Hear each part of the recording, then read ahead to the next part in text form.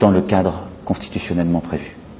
Vous parliez de ces alternances difficiles qui n'existent pas. Au Togo, il n'y en a jamais eu.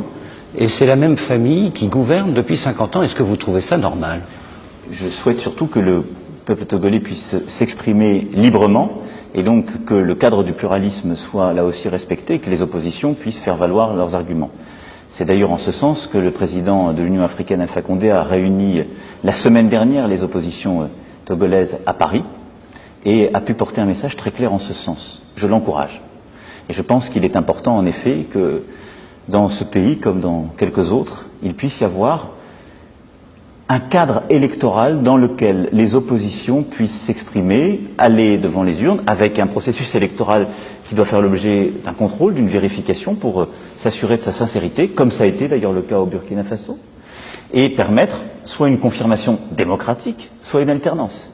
Je n'ai pas, moi, à en préjuger. Je pense par contre que la conservation longue du pouvoir, sans processus électoraux, sans cadre de pluralisme, n'est pas une bonne chose. Mais elle n'est pas une bonne chose d'abord pour celles et ceux qui vivent dans ces pays, parce qu'elle ne garantit pas, justement, le respect des droits fondamentaux et des libertés individuelles.